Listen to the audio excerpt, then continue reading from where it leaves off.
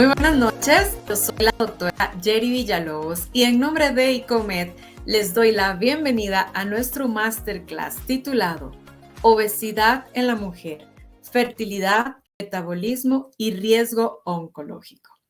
Desde ya les comento, está abierto el chat, los invito a que participen, cuéntenos desde dónde se están conectando y a la vez por este medio nos pueden ir dejando sus consultas y comentarios. A continuación, les voy a presentar a nuestra panelista de hoy. Es la doctora Clayton Gómez. Ella es especialista en ginecología y obstetricia de la Universidad de Costa Rica. Es máster en medicina fetal, cirugía laparoscópica, máster en ginecología e histeroscopía. Además, tiene un diplomado en endocrinología ginecológica y un diplomado internacional en colposcopía y virus de papiloma humano. También un diplomado en patología vulvovaginal. Bienvenida, doctora. Muchísimas gracias. Gracias por la invitación.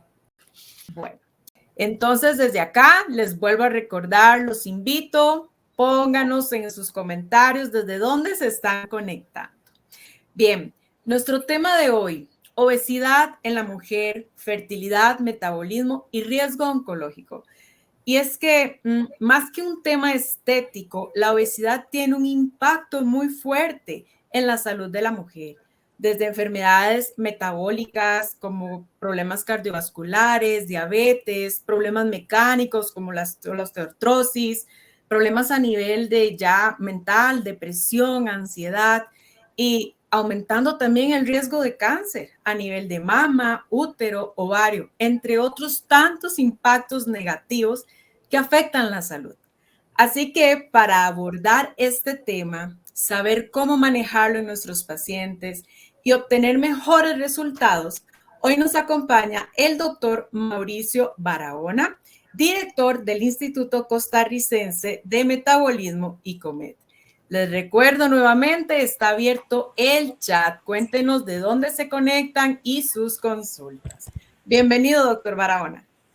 Hola, muy buenas noches, doctora Villalobos, doctora Gómez, gusto de saludarles y a todos ustedes que se están conectando, muy buenas noches. Es un gusto poder acompañarlos y compartir esta sesión nuevamente de cada mes que tenemos de Academia de Metabolismo.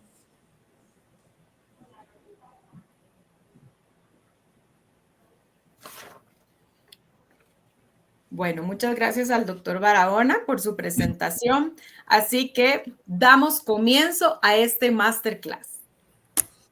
Muchas gracias. Pues esta noche estamos acá listos para compartir este tema que tenemos de Academia de Metabolismo. Entonces, acá voy a pasar a proyectar y por favor me indican ustedes si pueden ya ver mi presentación en pantalla.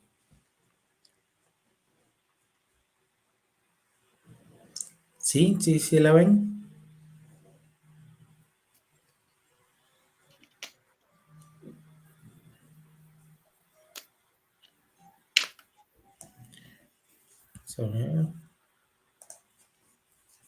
Sí la están observando, ¿verdad?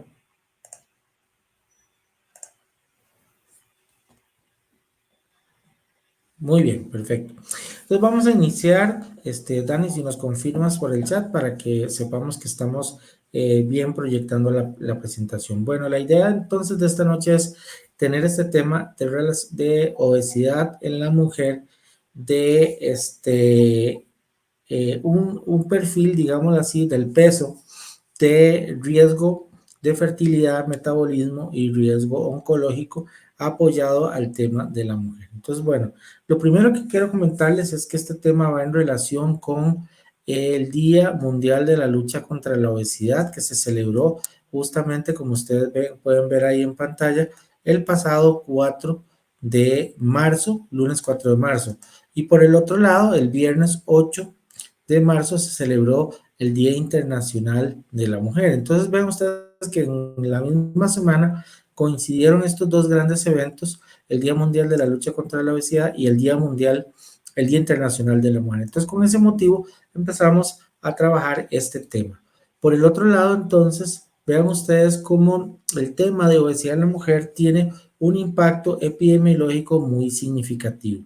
El primero es que vean ustedes que la proyección del Atlas Mundial de la Obesidad para 2023 nos decía que el grupo, en el caso de Costa Rica, el grupo con más prevalencia de obesidad, ven ustedes, los hombres que tenemos acá en barra azul, en línea azul más bien, y ven ustedes las mujeres en esta línea roja. Entonces ven ustedes que actualmente en Costa Rica el grupo proyectado con más obesidad es el de las mujeres, es el grupo que tiene la mayor prevalencia. Y como pueden ver ustedes, se espera que para el año 2025, que ya estamos cerca, ya esté por encima del 40%, y para el año 2030 más del 45%, y para el año 2035 más del 50% de las mujeres en Costa Rica se proyecta que estén en obesidad, o sea, con un índice de masa corporal mayor a 30. Y vean ustedes que también este tema de la obesidad en la mujer también tiene un perfil de origen étnico.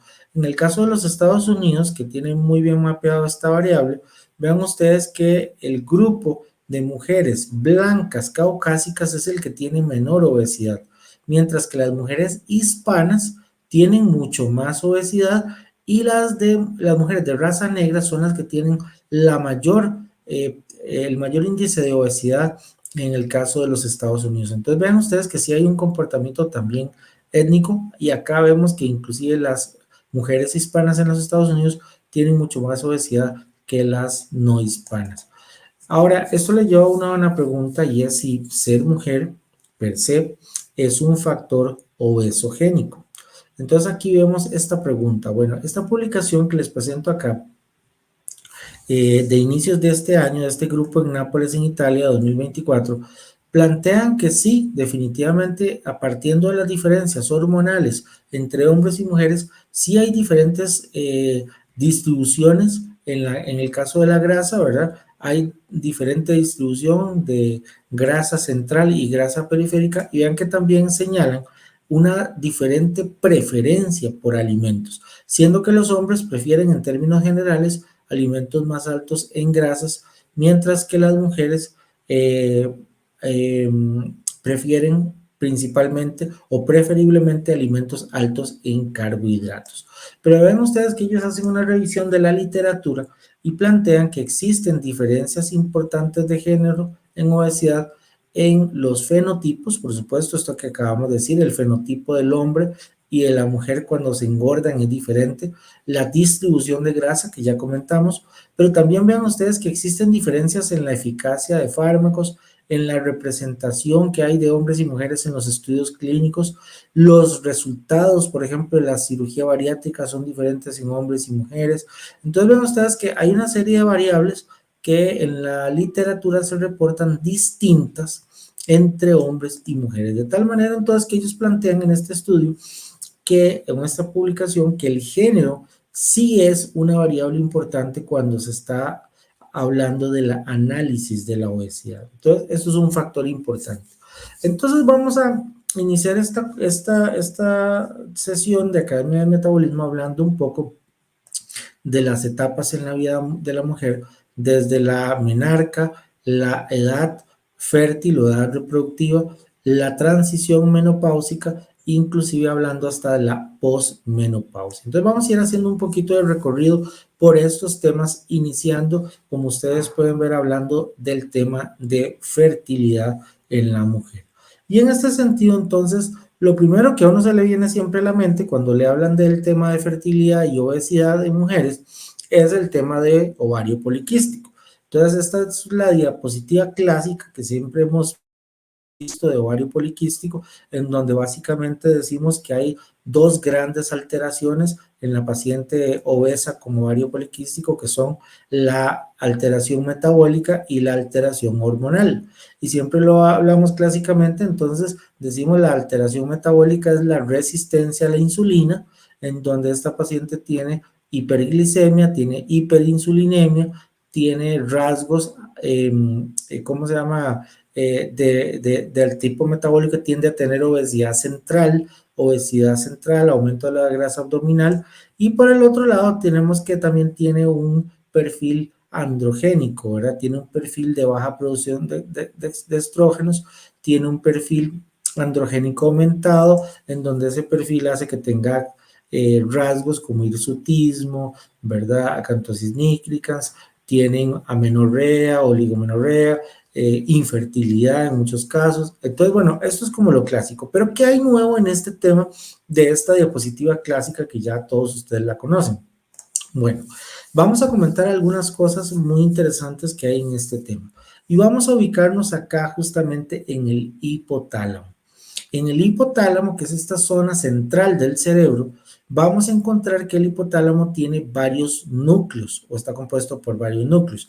Y dentro de los núcleos que están en el hipotálamo están las hormonas GnRH, que son las hormonas que, como ustedes saben, las gonadotrofinas, que son las que activan la fertilidad, la producción de FSH, LH en la hipófisis y finalmente a nivel ovárico en la mujer la producción de estrógenos y progesterona.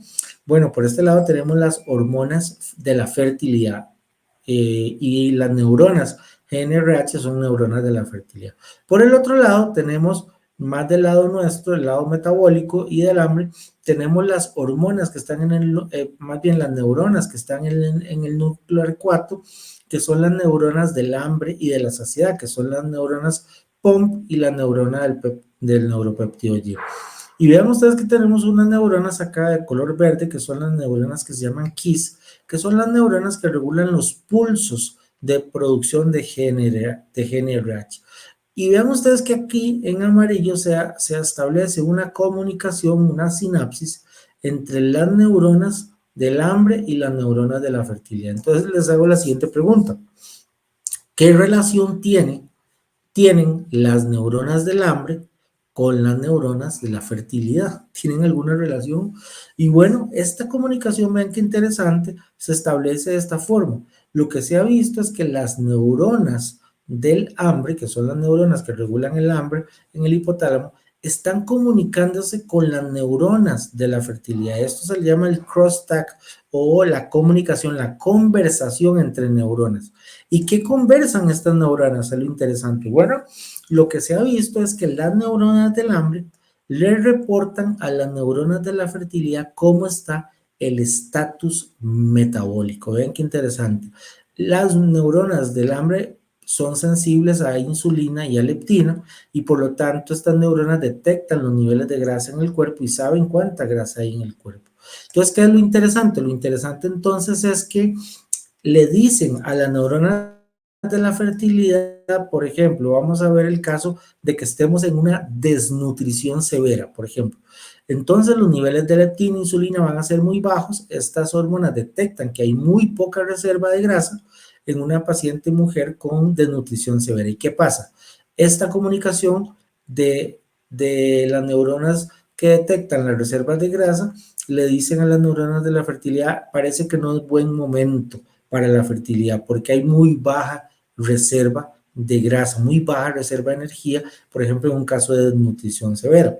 Pero ¿qué pasa por el contrario? En casos de obesidad, estas neuronas del hambre le dicen a las neuronas de la fertilidad, hay demasiada grasa, hay inflamación sistémica, hay un estado de hiperinsulinemia, de hiperleptinemia, parece que tampoco es buen ambiente para la fertilidad. Entonces vean ustedes que estos extremos, tanto desde la desnutrición hasta la obesidad, hacen que estas neuronas del hambre le comuniquen esto a las neuronas de la fertilidad y parece que estas neuronas de la fertilidad entonces interpretan no es buen momento para la fertilidad cuando tenemos muy bajas reservas o cuando tenemos lipoinflamación y lipotoxicidad. Entonces esto es muy interesante porque entonces ya empezamos a entender que el asunto no es solamente la parte periférica, sino a nivel central se da esta comunicación. Veamos ahora qué hay nuevo de lo que ocurre a nivel periférico. Bueno, estábamos hablando de la leptina. Ustedes saben que la leptina es un adipostato. Esto ya lo hemos explicado en otras masterclass y en otras clases que damos siempre. La leptina como adipostato producida por los adipocitos. Y lo que se ha visto es aquí lo interesante. Vean que cuando tenemos en el ovario un ovocito, ¿verdad? Y tenemos lo que se llama el folículo primario. Resulta ser que en las células de la granulosa, pues hay receptores para hormona de crecimiento, hay receptores para factores de crecimiento como el IGF-1, por supuesto que hay receptores para FSH, pero vean qué interesante. También las células de la granulosa tienen receptores para leptina. ¿Y qué es lo que se ha visto? Que cuando una mujer está delgada, o sea, tiene una cantidad de adipocitos normal, la leptina actúa como un amplificador de la señal de FSH. O sea, la leptina favorece la maduración del folículo primario al folículo secundario, ¿verdad? Entonces quiere decir que hay un papel de la leptina más bien apoyando o amplificando la señal de la FSH. Entonces vean qué interesante, porque entonces quiere decir que la leptina en personas delgadas más bien favorece. Justamente, ¿qué pasa con esto? Cuando la mujer está nuevamente en desnutrición severa y tiene muy baja leptina, se pierde este efecto también periférico de amplificación de la señal de FSH, y muchas veces entonces cuando las pacientes tienen amenorrea y no tienen posibilidad de ovular, entonces vean ustedes que la leptina baja más bien es problemática. Pero ¿qué pasa con la leptina alta? Cuando la mujer más bien tiene mucha obesidad, lo que se ha observado es que la leptina en dosis bajas amplifica, pero en dosis altas más bien lo que hace es lo contrario, más bien inhibe el efecto de la FSH, bloquea el efecto de la FSH. Entonces ahí vemos que la leptina alta produce una interferencia en la señalización de FSH para la maduración del ovocito. Entonces vean ustedes que son conceptos nuevos en donde estamos viendo una relación directa entre tejido adiposo alto y problemas de maduración de los ovocitos y de los folículos primarios a secundarios. Entonces, en este sentido, ustedes pueden observar que tenemos este comportamiento en donde ya no solo es importante lo clásico que era la resistencia a la insulina, sino que también ustedes pueden ver que también es muy importante el efecto de leptina. Entonces, aquí no hay otra que bajar de peso, porque si no bajamos de peso, no disminuyen los niveles de leptina. Por el otro lado, el otro tema que también se está planteando en capítulo de fertilidad, ¿cuál es? Bueno, en capítulo de fertilidad también se está hablando de la microbiota vaginal. Y aquí lo que vemos es que la microbiota vaginal, en el caso de mujeres delgadas, con una microbiota sana, hay una predominancia de los lactobacilos. Y esta microbiota vaginal tiene dos características: dominancia del lactobacillus, y segundo es que tiene poca diversidad. No es muy variada la microbiota sana en la mujer. Entonces ustedes ven que predominan los lactobacilos. Ahora, ¿qué pasa en la mujer obesa? Cuando la mujer se engorda, pasan dos cosas. La primera es que se pierde la dominancia de los lactobacilos y aparecen otras especies como Dialister, como Prebotella, Anaerococcus, etc. Entonces, ocurre dos cosas: se pierde el control o la dominancia de los lactobacilos y aumenta la diversidad de esta microbiota. Y estas dos alteraciones hacen que se llame un ambiente vaginal o un microbioma vaginal hostil para la fertilidad. Y esto es bien interesante porque entonces vemos que en la mujer obesa, al haber una alteración de la microbiota, una baja de los lactobacilos y aumento de la diversidad de otras bacterias, sumado a la alteración en la respuesta inmune que hay en pacientes con obesidad, pues nos genera este efecto de alteración de la fertilidad. Entonces, impide esto la fertilidad. Ahora, eso es en la mujer fértil, afecta la fertilidad una microbiota alterada. Pero también si la mujer se embaraza, lo que se ha observado es que esta alteración en la microbiota de las mujeres obesas aumenta el riesgo de aborto espontáneo, problemas de implantación en el embarazo temprano. Y en el embarazo tardío aumenta el riesgo de parto por cesárea, aumenta el riesgo de embarazo pretérmino y aumenta el riesgo de tener niños con bajo peso o pequeños para la edad gestacional.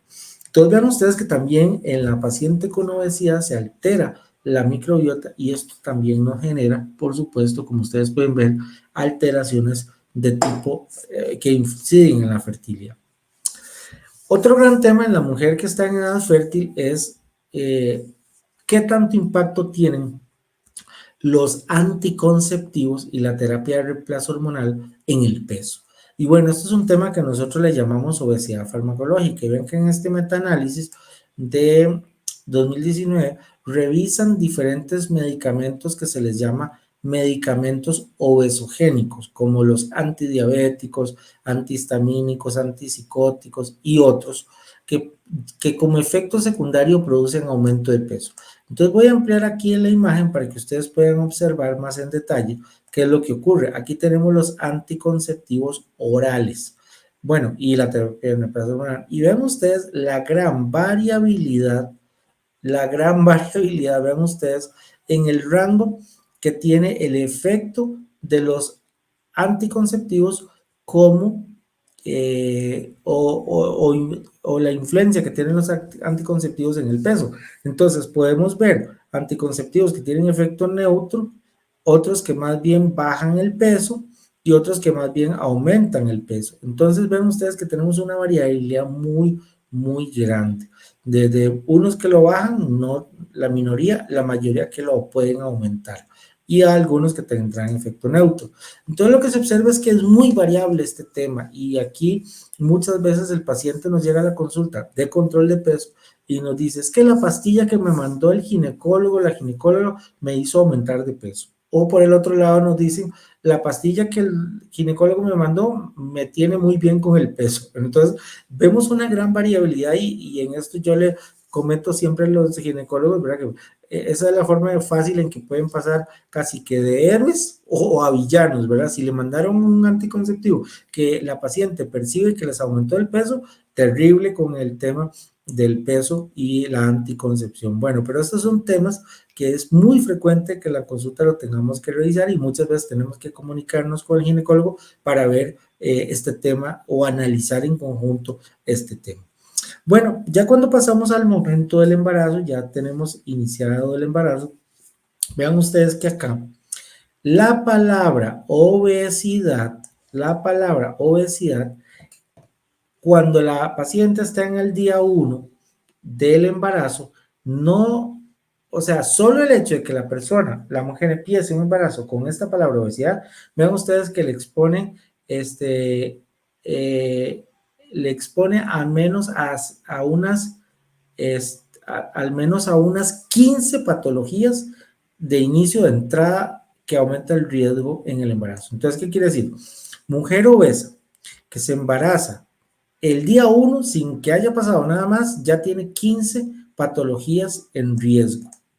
Y vean ustedes entonces que cuando una mujer ya inicia su embarazo por encima de 25 de índice de masa corporal y sobre todo por encima de 30, debemos tener únicamente, o sea, ya tenemos, como ven ustedes, toda esta gran cantidad de riesgos como aborto espontáneo, diabetes gestacional, hipertensión del embarazo, preeclampsia, parto pretérmino, cesárea de emergencia, labor inducida, etcétera. Vean ustedes toda la cantidad de riesgos que se asocian a esto. Y a eso le vamos a agregar no solo, vean ustedes, que la mujer inicie el embarazo con sobrepeso, con obesidad, sino también esta palabra que quiero enfatizar en ustedes. ¿Cuánta es la ganancia de peso en el embarazo? O sea, no solo que la mujer empiece con obesidad, sino que gane muchos kilos en el embarazo es otro gran problema. Y en ese sentido, vean ustedes las recomendaciones que se están haciendo ahorita para el aumento de peso. Y esta es otra de las preguntas que también las pacientes cuando se embarazan nos hacen inmediatamente. Doctor, ¿y cuántos kilos, cuánto peso yo debo subir en mi embarazo? Entonces vean ustedes que esta tabla nos muestra según el índice de masa corporal que la paciente tiene al inicio del embarazo, cuánto peso debe aumentar en un embarazo simple, o sea, en un embarazo con solo un producto, o en un embarazo, por ejemplo, gemelar. Aquí ustedes tienen embarazo de un solo producto y embarazo gemelar, cuántos son los kilos que debe aumentar. Entonces vamos a ver acá que, por ejemplo, si la mujer inicia con desnutrición por debajo de 18,5, debería aumentar entre 13 y hasta 18 kilos de peso. Por otro lado, si la mujer inicia con peso normal, debería subir entre 11 a 16. Yo aquí uso la fórmula mágica de 12. 10 a 12 kilos en mujer de peso normal. Pero vean ustedes que si ya tiene sobrepeso, debería subir menos, de 7 a 11 kilos. Y si tiene obesidad, debería subir entre 5 y 9 kilos. Y algunas publicaciones dicen que si tiene más de 40 de índice de masa corporal, no debería subir nada. Entonces vean ustedes que acá lo que se observa es que a mayor grado de obesidad y de sobrepeso, es menos lo que la mujer debe ganar en el peso durante el embarazo. Y aquí es muy importante que ustedes puedan analizar cómo está relacionado ese factor, específicamente la ganancia de peso gestacional con las complicaciones. Acá les muestro en este gráfico para que ustedes vean que las complicaciones del embarazo están relacionadas con la ganancia de peso. Vean ustedes, si ustedes quieren mantenerse en esta primera barra, que es no tener complicaciones, sobre todo diabetes gestacional, ¿cómo se llama? Hipertensión del embarazo, preeclampsia, por ejemplo. Vean ustedes que el número mágico es esta línea que les comento acá, que es 9 kilos. Pareciera que 9 kilos a un máximo de 11 kilos, pareciera que es como el rango más aceptado. Pero vean ustedes que por encima de 11 kilos los riesgos aumentan y sobre todo ya un peso muy peligroso es en promedio 17 kilos. Entonces vean ustedes que si uno quiere mantenerse sin complicaciones, pareciera que el número mágico es 9. Por eso de ahí sale ese rango de 10 a 12 kilos, pero más o menos anda por ahí. Entonces, ¿qué quiere decir eso? Que en pacientes obesas, como les digo, tienen que ganar mucho menos. Vean ustedes también que aquí se hace referencia a este concepto que me llama la atención, que es ¿cuál es la ventana de oportunidad para regular el peso en el embarazo, la ganancia de peso? Bueno, en esta publicación dicen que entre la semana 10 y la semana 20. Vean qué interesante. Fíjense aquí, semana 20 de gestación y vean aquí semana 40. Si ustedes lo analizan, la curva recomendada es que a la semana 20 la paciente no haya subido más de 5 kilos. Y ese es un dato que pueden anotar porque es muy importante. Entonces vean qué curioso o qué interesante. A la mitad del embarazo, poniendo 20, como la mitad de un total proyectado de 40 semanas, pongamos que 20 es la mitad, resulta ser que a la mitad no deberíamos tener más de 5 kilos de ganancia de peso. Es un número muy importante. Y por supuesto que sabemos que la mayor ganancia de peso va a ocurrir de la semana 20 a la 40, sobre todo de la 30 a la 40. Pero vean ustedes entonces que esto lo proyectado. Muy poco en las primeras, el 50% de la duración del embarazo no debe pasar de 5 kilos, o sea, muy poco. Y la mayor ganancia va a estar después. Pero ya dijimos que en pacientes obesas, esto va a ser mucho menos, entonces tiene que ser más estricto. Y por eso yo no solo veo la ventana de oportunidad de la semana 10 a la vez, sino que yo la veo desde el día 1. Ojalá que nuestras pacientes que llegan a controlar el peso nos llegaran desde el día 1 casi del embarazo, por lo menos desde el mismo momento en que inician el control prenatal, y ojalá pudieran los ginecólogos referirnos rápidamente a estas pacientes para empezarles el manejo del embarazo. ¿Por qué? Porque lo que yo he visto es que cuando las pacientes empiezan a subir mucho peso antes de las 10 semanas, después cuesta más controlar ese peso durante el resto del embarazo. En cambio, cuando al inicio del embarazo controlan bien el peso, luego es más fácil seguir una evolución más favorable. Y bueno, ven ustedes cómo entonces ya la obesidad, les pongo aquí el ejemplo de preeclampsia, ya la obesidad aparece, como ven ustedes acá, en la lista de factores de riesgo. Por ejemplo, aquí vienen los factores de riesgo de preeclampsia y ya obesidad aparece en las listas. Entonces, ven ustedes cómo ya la obesidad está siendo considerada un factor importante de riesgo en el embarazo. Importante sobre el aspecto nutricional del embarazo, ¿cuál sería la dieta recomendada para la paciente embarazada para controlarle el peso? Bueno, primero voy a comenzar con las dietas que no se recomiendan. Y ven ustedes que en esta publicación del American Journal de Ginecología y Obstetricia nos dice que está contraindicado en el embarazo utilizar dietas tipo Atkins, dieta tipo paleolítica y dietas keto o dietas cetogénicas. Entonces vean ustedes que en principio debemos tener claro que estas dietas están contraindicadas en el embarazo. Y entonces, ¿qué sí se recomienda en el embarazo? Bueno, es este modelo que ustedes ven acá que le llaman el plato del embarazo, que es, por ejemplo, una distribución de dieta que podríamos llamar bastante normal, donde la mitad del plato aproximadamente está representado por vegetales fibrosos, algunas frutas, luego una cuarta parte del plato está representada acá por granos enteros, harinas integrales, y la otra cuarta parte del plato por las proteínas de alto valor biológico. Tener el tema del consumo de lácteos y de agua, y el tema de la actividad física y el tema de las grasas saludables. Esto así como muy en general, que es lo que se considera como la recomendación estándar para mujeres en edad gestacional, que vean qué es lo que nosotros llamamos una dieta equilibrada y balanceada, digamos así, que contiene todos los grupos de alimentos. Entonces, resaltar eso. Y aquí también quiero hacer un comentario adicional, y es que cada vez nos están llegando más pacientes embarazadas que fueron sometidas en el pasado a cirugía bariátrica. De hecho, muchas pacientes obesas se someten a cirugía bariátrica y dentro de los problemas que tienen es infertilidad. Pero luego de la cirugía bariátrica bajan muchos kilos de peso y entonces ya logran un embarazo después de la pérdida de peso. Entonces, ¿qué es lo que está aquí recomendado? Bueno, todos ustedes coincidirán conmigo y en general todos los ginecólogos lo hacen siempre de rutina, la suplementación que llamamos de vitaminas prenatales, ¿verdad? Que ahora es más que vitaminas, pero en términos generales siempre sabemos que los ginecólogos van a mandar las vitaminas prenatales. Bueno, ahora inclusive con omega 3 y todo. Ahora hablamos de la suplementación de micronutrientes en el embarazo. ¿Cuál es el comentario que quiero hacer? Que aquellas pacientes que vienen de la cirugía bariátrica, las dosis de suplementación deben ser más altas, y esto es un punto importante que hay que tener en cuenta. Si la paciente ha bajado de peso por cirugía bariátrica, tenemos que aumentarle mucho más la suplementación. Bueno, ya llegamos a la tercera etapa en la vida de la mujer que yo les quiero comentar, que es la etapa de la menopausia, la etapa de la menopausia.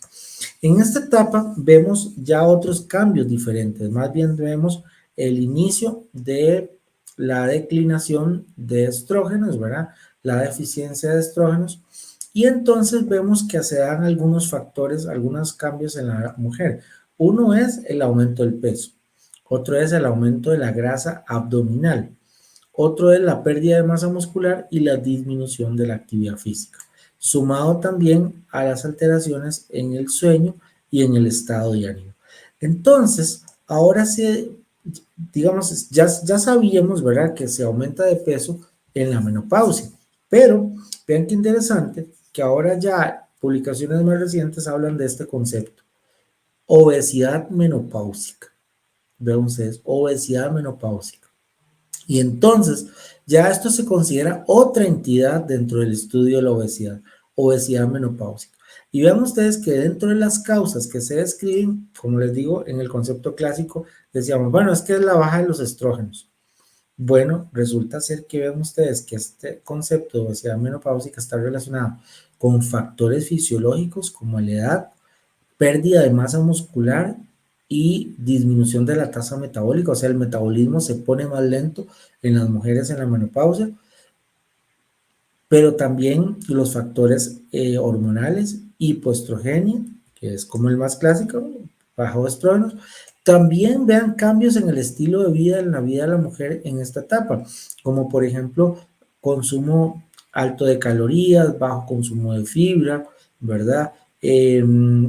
Consumir porciones más grandes, el tema de la vitamina D y su deficiencia, sedentarismo, y vean ustedes que también se está haciendo énfasis en las alteraciones de sueño durante la menopausia, que también afectan.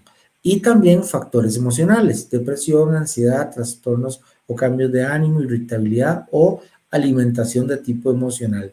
Entonces vean que este cuadro que antes decíamos, bueno, ¿por qué aumentan las pacientes peso durante la menopausia? Bueno, porque bajan los estrógenos y los estrógenos ayudan a mantener la masa muscular y por eso pierden músculo y suben de peso. Bueno, pero ven ustedes que hoy en día se plantea que es una combinación de factores fisiológicos, hormonales, estilo de vida y factores emocionales.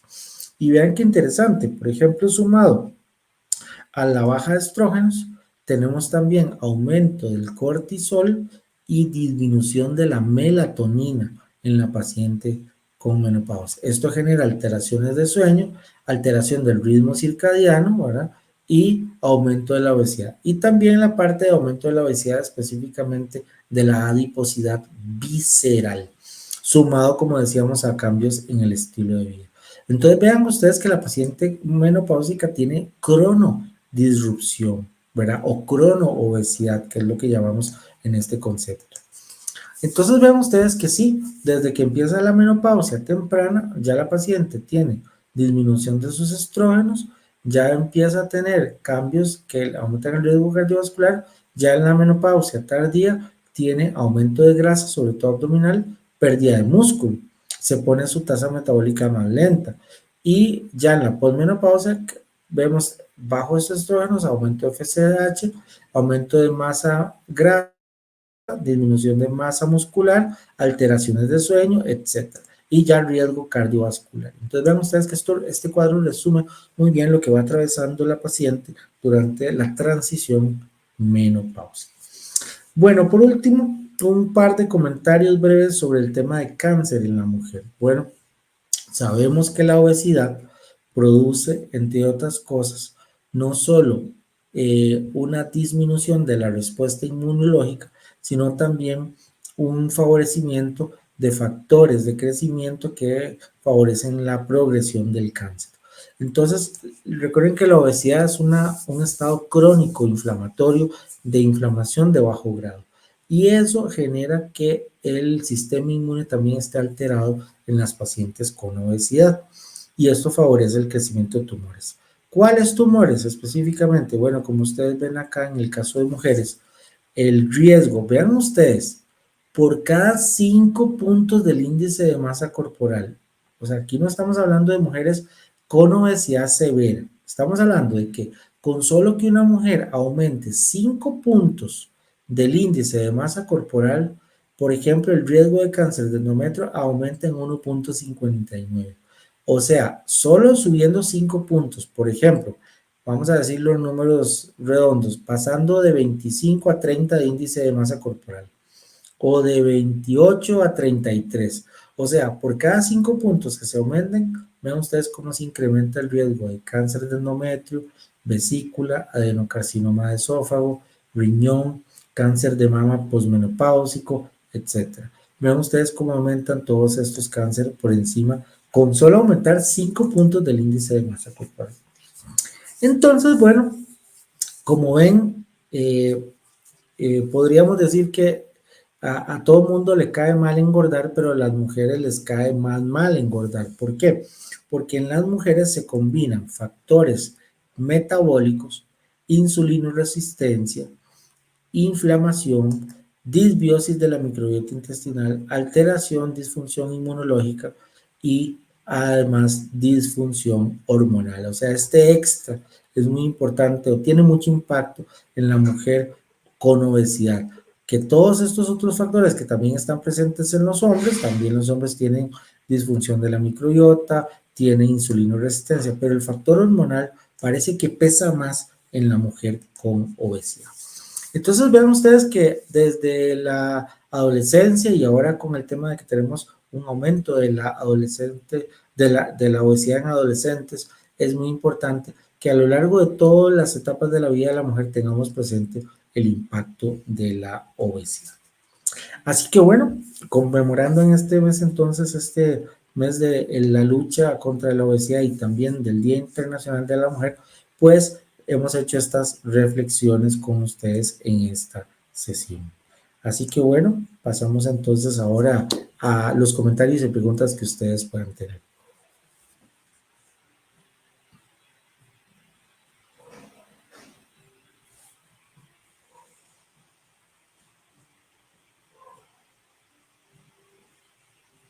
Le doy el pase entonces a la doctora Villalobos para que nos pueda guiar en la sesión de comentarios.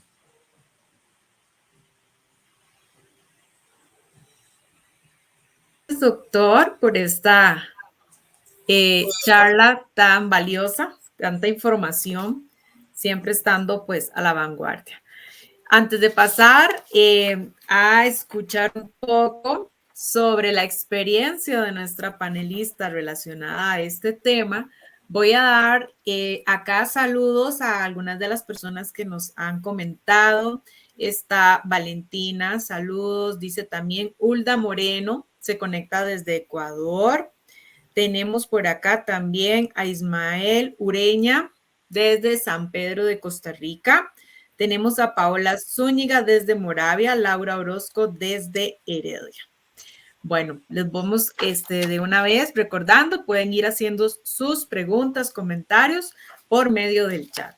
Y bueno, ahora le doy la bienvenida y el pase a la doctora Gómez. La doctora nos va a dar su aporte acerca de lo expuesto desde su experiencia, desde su día a día de su consulta. Adelante, doctora. Bueno, muy buenas noches a todos. Es un gusto estar con ustedes en este masterclass y muy agradecida con el doctor y con el Instituto ICOMET por la invitación. En realidad, doctor, fascinante la charla, muy conciso y tocó casi que muchos de los aspectos que nosotros como ginecólogos nos vemos enfrentados en el día a día con el tema de obesidad. Solamente quisiera agregar algunos puntos que me parecen muy interesantes, tal vez como para dar mi aporte en cuanto, digamos, a este tema. Muy importante es que nosotros generalmente vemos a estas pacientes desde niñas, desde adolescentes. ¿Por qué? Bueno, porque cuando ellas empiezan a menstruar, la mamá no las trae con el problema de la menstruación, porque casi siempre el problema radica en que no le está viniendo la regla, o que le viene mucho sangrado, o que tiene descontroles porque pasan varios meses sin sangrar y posteriormente tienen hemorragias donde existe la descamación endometrial. En realidad, siempre yo les he dicho a las mamás y he insistido en que esto es solamente un aviso de un problema mucho más grande que tal vez tienen las niñas cuando ya detectamos niñas con sobrepeso o inclusive grados de obesidad altos, ¿verdad? Obesidad grado 1, grado 2, de niñas que ya tienen 14, 15 años. Y esto trato de explicárselos porque es como el inicio de una historia que nosotros generalmente vemos el final a los 50, a los 40 años, en donde ya existe una mujer con problemas metabólicos, con hiperplasia endometrial, con cáncer de endometrio y con muchos otros problemas metabólicos a cargo, digamos, secundarios al problema. En cuanto a lo que es la infertilidad, es un problema en el cual ellas van a tener una baja producción de lo que son gonadotrofinas, como lo explicó bien el doctor, tanto FSH, LH, que va a alterar lo que son las ovulaciones. Y por eso nosotros en poliquistosis ovárica le insistimos a las pacientes el uso, por ejemplo, de ciertos medicamentos que disminuyen la resistencia a insulina, como es la metformina, que puede ayudarles un poquito a disminuir ese efecto de la hiperinsulinemia y también de la hiperglicemia que ellas generalmente manifiestan.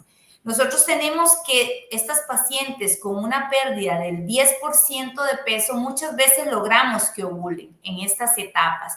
En realidad no es tanto lo que ellas deberían de perder y logran tener ovulaciones con ese cambio que se da en el peso.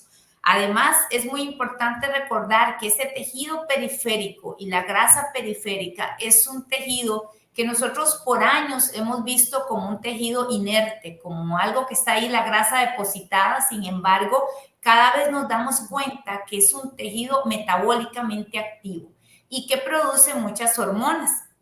Entre estas, nosotros vamos a tener que existe a nivel periférico la formación de estrona, que es un estrógeno que se produce a nivel de grasa y que este estrógeno va a ser de sustrato para a nivel ovárico llegar a producir más andrógenos. Estos andrógenos van a perpetuar todas las características androgénicas que tiene la paciente con poliquistosis, va a evitar igual ovulación y va a perpetuarse el ciclo. Por lo tanto, es muy, muy importante en estas pacientes insistirles en esta pérdida de peso y en esta pérdida de esta grasa abdominal y visceral, la cual les puede ayudar a disminuir la producción de andrógenos que muchas veces le dan las características del hiperandrogenismo en la poliquistosis ovárica. Vamos a tener que en cuanto a los anticonceptivos, me llamó mucho la atención porque usted pone una franja, ¿verdad? Muy variable de ellos y sí, existe eso, ¿verdad? Existen a los que no tienen ningún efecto hormonal, por ejemplo, una T de cobre, ¿verdad? Que no debería tener, o el condón, y existen aquellos hormonales en los cuales podrían tener alguna influencia del peso. Eso se ha discutido mucho y se dice que, por ejemplo, algunos con un efecto por ejemplo, antiandrogénico y antimineralocorticoide, tiene la característica de no reabsorber o no acumular líquidos, sobre todo en las etapas de fase lútea. Entonces, estos van a tener la característica de no acúmulo de líquido. Sin embargo, este acúmulo de líquido de la mujer se da aproximadamente de a lo máximo 2 kilos. Y por eso es que siempre nosotros los ginecólogos le insistimos a la mujer que los aumentos de 10 kilos, de 15 kilos, no están asociados con el anticonceptivo. Existen algunos, ¿verdad?, que nos pueden ayudar como efecto antimineralocorticoide, otros que no tienen este efecto, y entonces nosotros en las pacientes con sobrepeso, obesidad, nos inclinamos tal vez con estos con efecto antimineralocorticoide o un efecto neutro en el cual no tenga repercusión en el peso. En cuanto al embarazo, sí que considero que es como muy importante enfatizar, ¿verdad? Y como aquí existimos diferentes profesionales en este chat, es muy importante que enfaticemos el peso lo más ideal posible para que la paciente se pueda embarazar.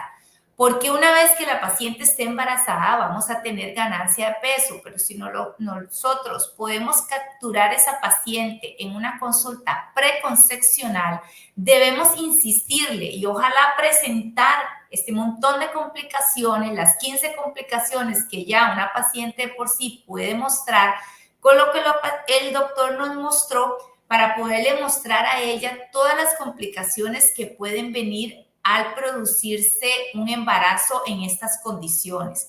Sí, muy importante es que estas pacientes con sobrepeso o obesidad tengan muy claro que deben de tener un control nutricional estricto y ojalá desde el inicio del embarazo para mitigar ese aumento de peso y ojalá que prácticamente sea nulo o si se da que sea en un grado muy pequeño.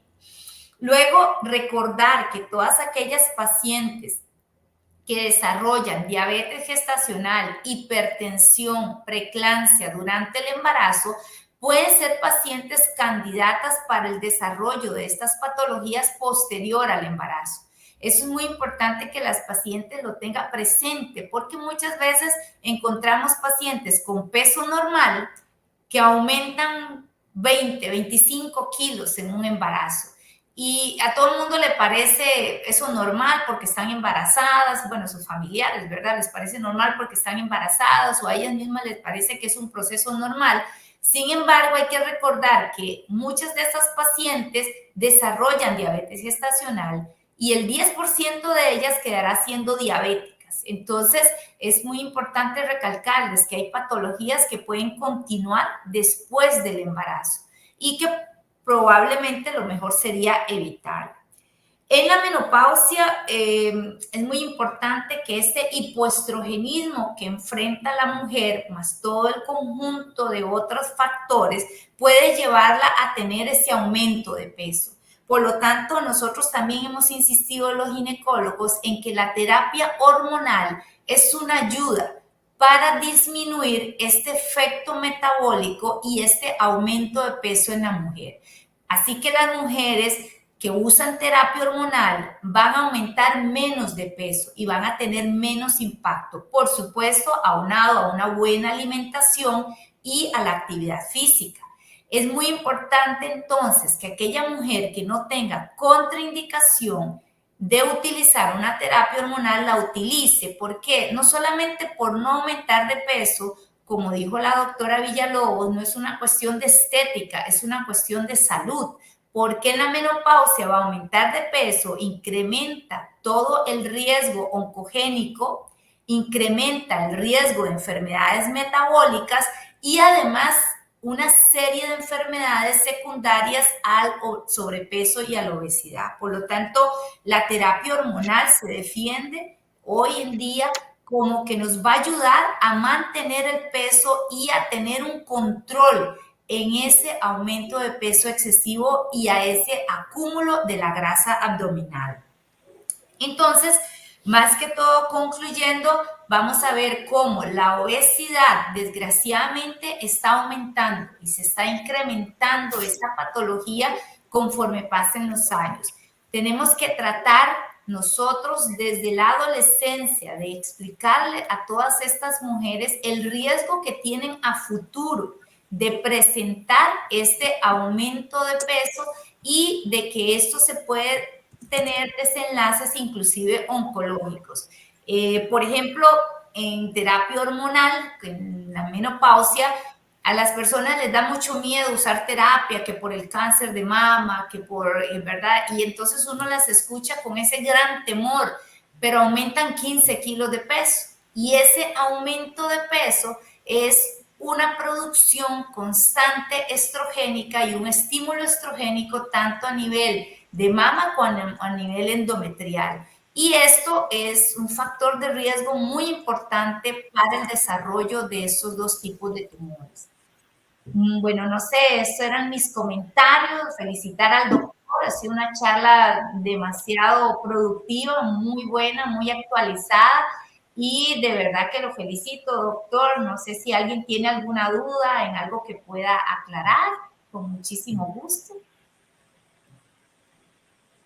Bueno, muchas gracias a la doctora por su valiosísimo aporte. Y pues con esto estaríamos ya dando por concluida esta masterclass. Tenemos una pregunta del doctor Aaron Montoya, donde nos dice que si existe un promedio de kilos de aumento en la menopausia.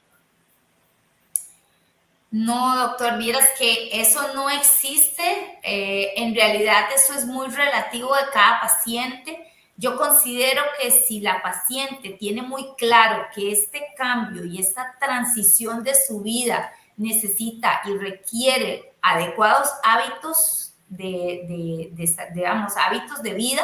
Inclusive las pacientes, yo tengo pacientes menopáusicas que inclusive están más fitness y más hermosas que antes, podría decirse, porque hacen mucho ejercicio, tienen una buena dieta. Sin embargo, esto es relativo porque las pacientes que definitivamente no tienen ninguna actividad física van a aumentar y podrían aumentar hasta 20 kilos de peso. Yo lo que creo que la clave más importante es que la paciente sepa que este es un cambio hormonal en donde va a existir hipoestrogenismo, disminución de su metabolismo y eso va a incrementar el peso. Muy importante también es que la paciente esté consciente que requiere sí o sí hacer actividad física, que no hay de otra. Porque a veces lo que pasa es que las pacientes dicen, no, es que a mí no me da tiempo, yo no puedo, ahora tengo muchas cosas, después lo voy a hacer. Pero la paciente está enfrentando estos cambios hormonales y como dijo bien el doctor, en la mujer el problema es que hay cambios hormonales, cambios inflamatorios, cambios a nivel de metabolismo y todo eso nos influye. Además, inclusive yo creo que hay muchos cambios emocionales en esta etapa de la menopausia porque dejamos de ser más productivas y empezamos a ser como menos productivas. Inclusive pueden tener olvidos y no las hace ser como tan funcionales como antes y esto las desestabiliza emocionalmente. Pero si la paciente o la mujer tiene consciente en que esta etapa requiere de su disciplina y que debe de hacer actividad física, creo que eso se puede mitigar. Inclusive, como le digo, yo tengo pacientes que lo han interiorizado y bueno, tienen más masa muscular, se mantienen súper bien y entonces ellas están súper bien y tienen una edad metabólica como 10 años menos. Entonces eso depende mucho de cada mujer y de sus hábitos, en realidad de sus hábitos que tenga. Bueno, muchísimas gracias, doctora Gómez y el doctor Barahona. Antes de concluir, voy a hacerles unos cuantos anuncios. Y es que si usted usted en su consulta se ha estado dando cuenta que sí, el sobrepeso, la obesidad es esa enfermedad crónica que cada día estamos viendo más, pues recuerden, en ICOMED tenemos una gran certificación donde usted puede ser parte de este grupo en el 2024. Así que recuerden, tenemos esta certificación en sobrepeso y obesidad que está al alcance de ustedes para que todavía puedan dar mejor tratamiento y seguimiento a sus pacientes. Acá en el código QR ustedes pueden escanear, pueden tomar la foto y los lleva directo a tener toda esta información, a aplicar a una entrevista para poder ser elegible y llevar nuestra certificación. Además, también les comento que tenemos nuestro consultorio 15. Aquí les estamos dando estrategias prácticas efectivas para que estén desarrollando con éxito esa consulta en obesidad y metabolismo. Tenemos esos casos que a veces nos llegan y de verdad no sabemos qué hacer. En consultorio 15 vamos a ir teniendo todos esos tips y estrategias. Y por último, cómo no, les vamos a hablar de nuestro congreso. Ya son más de 14 congresos que se han realizado a nivel nacional y bueno, siempre estamos innovando con todo lo nuevo que se viene en obesidad y metabolismo. Reserven en su agenda 30 y 31 de mayo, Hotel Crown Plaza Corobicí. Este código QR que ven en pantalla también los lleva al link para poder hacer su ingreso. Entonces, pues les damos la más cordial buenas noches en este momento y les agradecemos su espacio. Nos estamos viendo pronto.